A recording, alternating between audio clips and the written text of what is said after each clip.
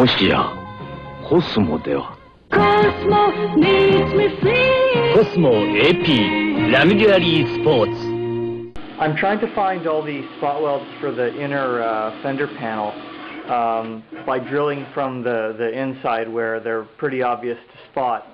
I'm going to detach these panels before I blast the front end because there's really nothing at all left of these panels, and I just don't want to waste time blasting them when they're just going to be replaced anyway. I can blast the replacements in the blast cabinet at any time. So since the other side is so rusty and it's really difficult to see the spot welds, I'm going through this side first, and then I'll drill from the other side with the larger bit to detach the panels.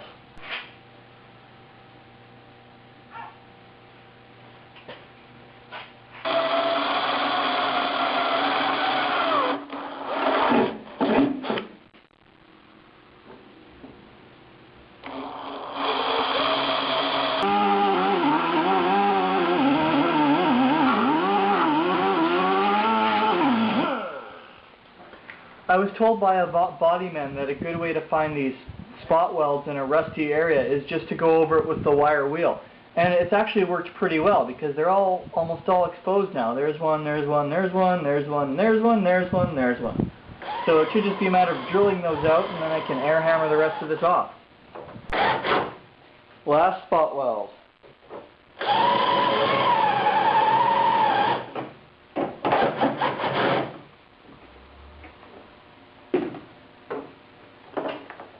Panel's getting loose.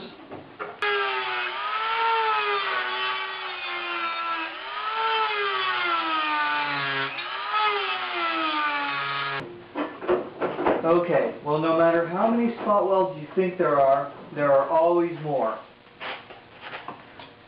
I've drilled them all out and I've air hammered where necessary, so this should pop right off.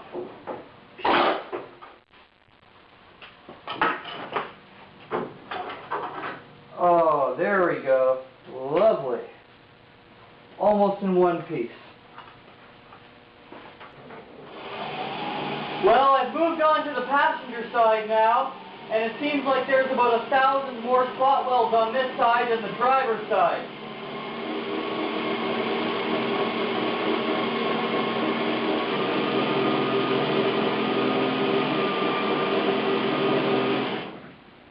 Holy hell.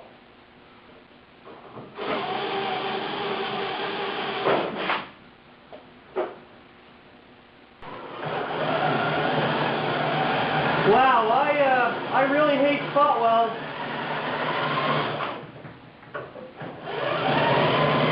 I think I may hate them more than Justin Bieber.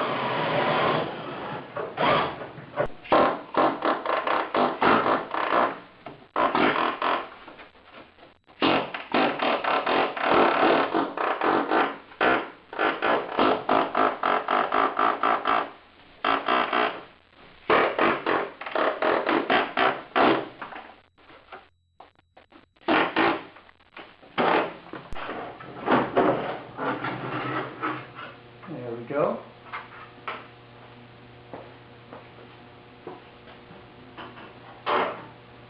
I drilled these 3 spot welds out so I could remove this bracket.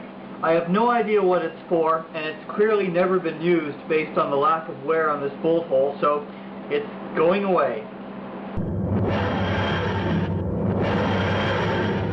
Well, everyone, it's been about 3 weeks since I last worked on the Cosmo. And the last thing I did was remove these things. Why has it been 3 weeks? Well, sometimes life kind of gets in the way. 3 weeks ago, I was at a wedding. Not mine. My brother got married. And what happened at the reception was, there must have been a bunch of sick people because I got infected. So I spent a week at home in front of the TV, coughing various fluids out of various of my orifice. And only last weekend was I able to get back into the shop. But here's the thing. This is the transmission from my 2000 Honda Insight. And the reason it's on the bench is because I just finished rebuilding it. Just after the wedding, the input shaft bearing failed awesomely. Listen to that. That is not a healthy bearing. There's about 2.5 millimeters of play. So the car needed to come into my shop so I could replace the bearing and rebuild the transmission. And that's taken about a week so far. In the meantime, there's been a gaping hole in my insight where the transmission was, and I've been daily driving my 500 horsepower Bridgeported RX-7. And while that is fun, I don't want to drive my insight again because it's just a different kind of fun. So the transmission hopefully goes in this weekend, and then I can get back into the Cosmo and finish all that ridiculous sheet metal that I have to do. Because in the meantime, all I've been able to do on the Cosmo is cut out this little section in the rear bulkhead to begin the repair on the inner sill panel where the seatbelt kind of bolts in. Well, with this being a 3-day Thanksgiving weekend, I should have plenty of time to finish with the inside, and then I can finally get back on the Cosmo. Yay, sheet metal! This area is probably the most complicated sheet metal repair I'm doing so far. I've had to remove all kinds of bits of the floor and this rear bulkhead in order to access the majority of damage. Then I had to cut out this entire panel here, which I will likely have to recreate, to access this inner damage, which extends into the pinch weld. So what I'm going to end up doing is cutting this piece basically in half, replacing it by a panel, reconstructing the pinch weld where necessary, and then I have a decision to make as to whether I'm going to cut sort of along here and replace the damaged section in this panel, or whether I'm going to recreate it from scratch. It has a fair amount of compound curves that have to be right to match up with the frame, so I don't know.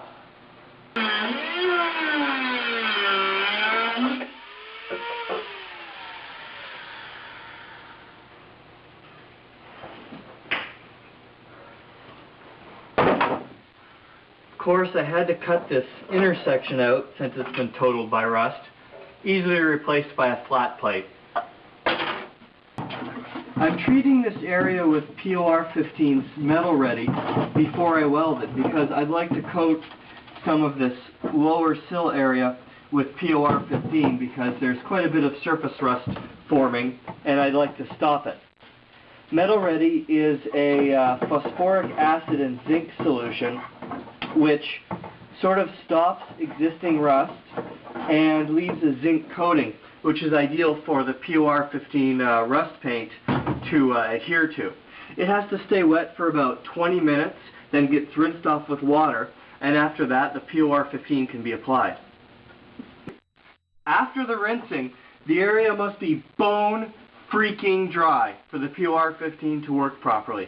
So it needs a good air blasting and then easily several hours of drying. I'm going to let it dry overnight.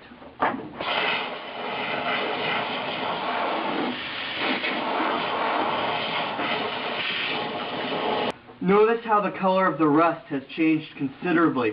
It's no longer, well, rust color. It's now sort of a zinky grayish color. POR-15 has a pretty limited shelf life once a can is opened. So what I tend to do is buy a 6-pack. It has 6 4-ounce cans. So that means if the can goes off after it's opened, it minimizes the waste.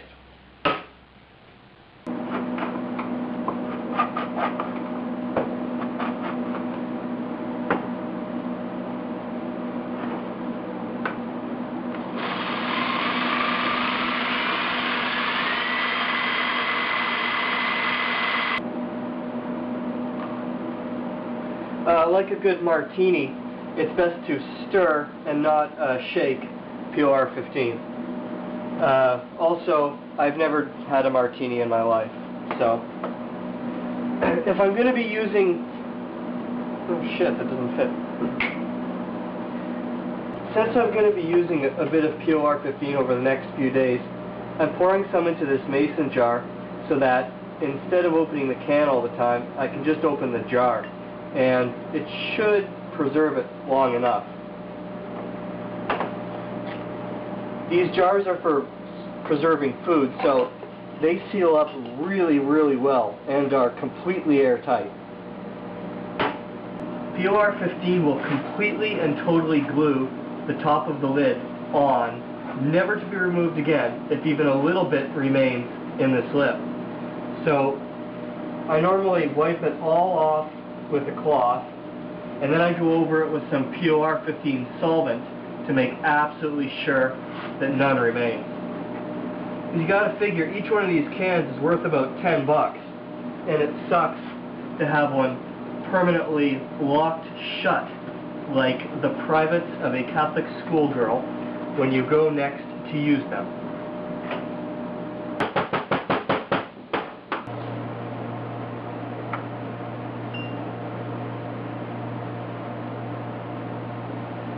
Like the aforementioned schoolgirl, this area is small and tight enough that I'm just using a small artist's brush to paint the POR-15 on. It's too small an area to bother setting up the spray gun. And spraying this stuff is pretty nasty because it's isocyanate based. So I'd have to mask off the area, put on a respirator, and do all that nasty safety paint stuff that everyone hates. I'm not painting anywhere near the weld because unlike zinc-rich weld-through primer, POR-15 cannot be welded through. You don't need to spread this stuff on very thick. In fact, if you do spread it on too thick, it's going to dry and release carbon dioxide bubbles, causing pores in the surface, which kind of defeats the purpose of a paint that's supposed to seal metal from rust. Oh, and for the love of all that you consider holy, do not let POR-15 dry on your skin. You will wear it for a minimum of 6 weeks. Trust me, I know. I made a patch panel for this inner structure piece and welded in place. Now I'm just awkwardly grinding these welds down so that they're at least somewhat presentable. They don't need to be perfect visually because, hell, the thing's going to be covered up anyway, and no one's ever going to see it. After a quick blasting, it's pretty obvious that very little of this panel is salvageable. I'm pretty much only going to be able to save this piece inside here. The rest of it is going to have to be recreated. I'm slowly recreating this panel piece by piece. I bent this section up in the vise, and now I'm working on this area. I'm going one tiny piece at a time because I have very little frame of reference as to what it's supposed to look like. So I'm kind of just guessing based on what's left and working section by section.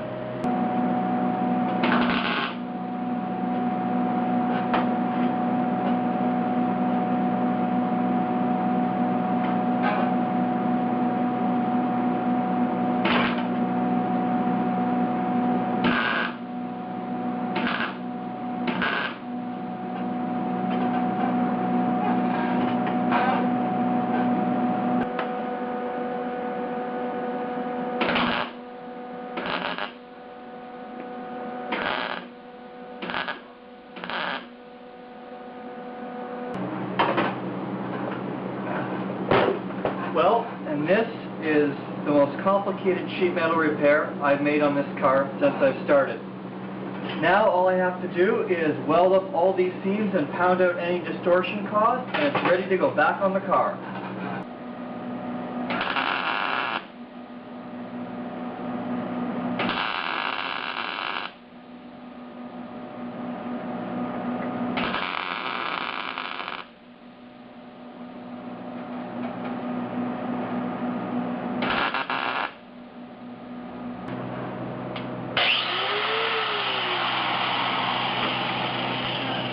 Just kidding, I'll do the grinding off camera.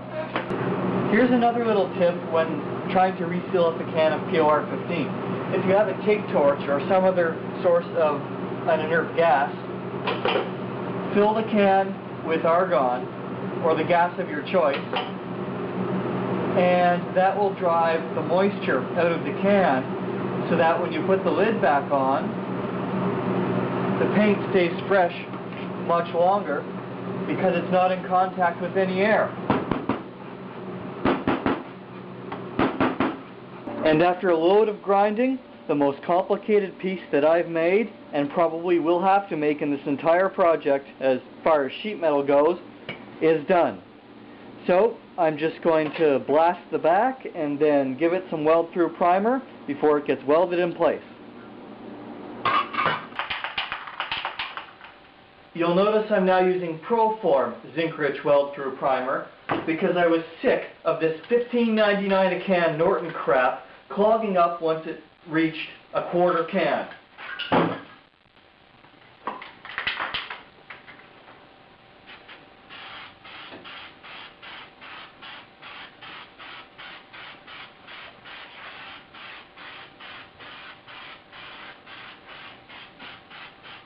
The panel's been spot welded and tack welded into place, so now I just have to finish off the weld.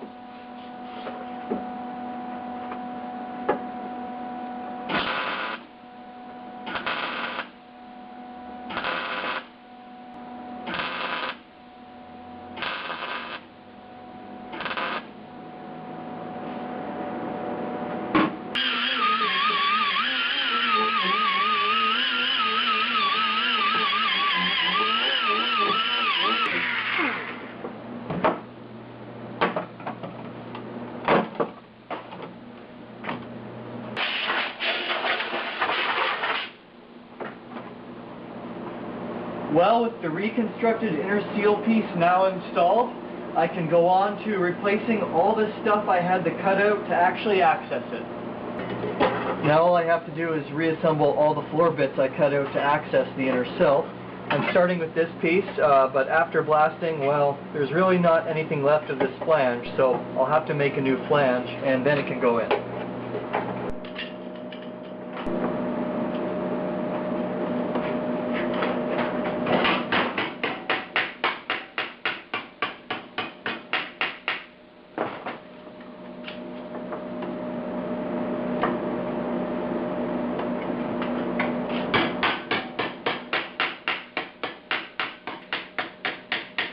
Metal brake would be really nice about now. Well, I kind of screwed up my replacement panel. At some point during the repair of this panel, I kind of engineered a warp into it. It's about 1/8 inch. It doesn't look like that much here.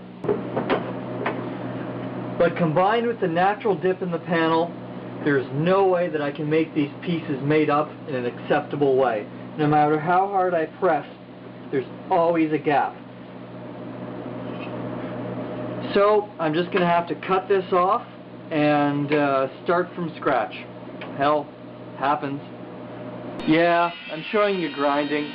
I'm just cutting my epic fail attempt at a replacement panel off to make room for the new panel that I have to make. This one I will do in 2 pieces so that I can cut the profile of it to match perfectly the slightly concave inner surface of the sill. This time I'm making the flange part out of 2 pieces instead of 1. There's my weld line. So once that's welded and ground down, this will be fitted to here with a little bit of measuring, and now it'll follow the contours of the inner fender a lot better, the inner sill a lot better. I'm taking a different approach this time. I'm welding the original bit of floor back in before I cut this piece to fit. This repair is becoming a lot more of a hassle than it should be for such a simple repair.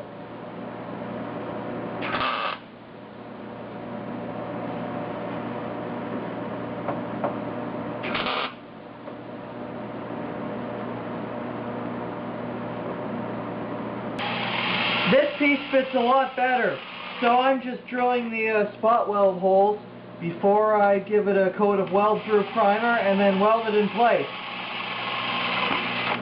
It's still going to need a little bit of tweaking with the hammer, but then, you know, that's what hammers are for. And it's a floor pan. It doesn't have to be perfect.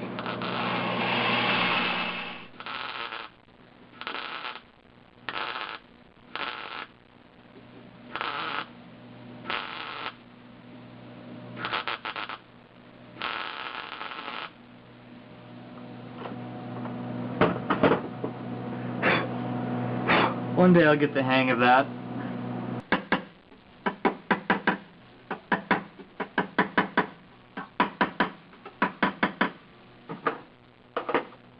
Well, as one can expect when welding any kind of thin sheet metal, the heat and the contraction of the weld cause things to warp just a little bit. So a little bit of light tapping brings it back into alignment that can be considered good enough for a floor pan.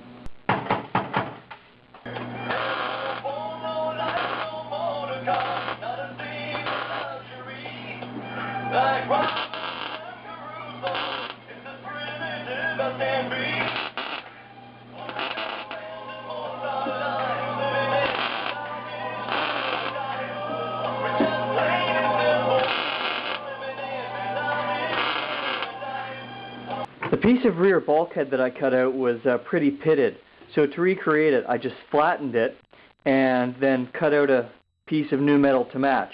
I'll bend it up in the vise along the lines that I've marked.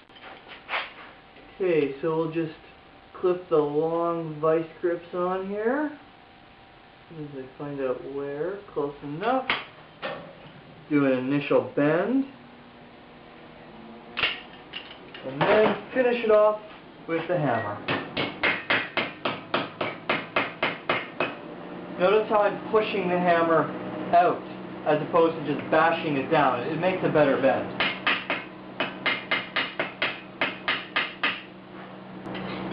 Yeah, good enough. Not quite 90, I kind of overbent, but easy enough to tweak. Not bad. Okay, all bent up. And it actually even fits pretty well. The new sheet metal is all tacked in, so I'll just clean it off with the wire wheel and then we'll burn it in permanently.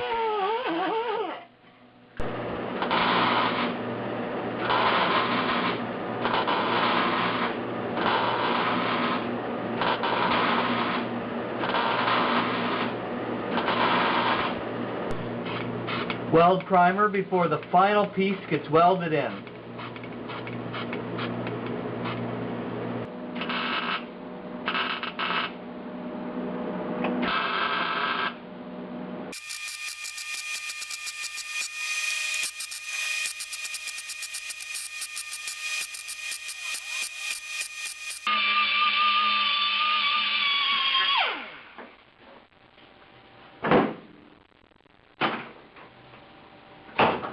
Wow, and thanks Spaghetti Monster, this repair is finally done. I am so tired of being bent over in this position. And that, my friends, is what she said.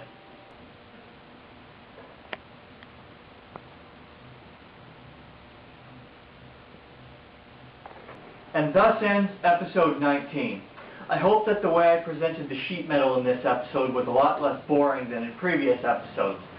So let me know.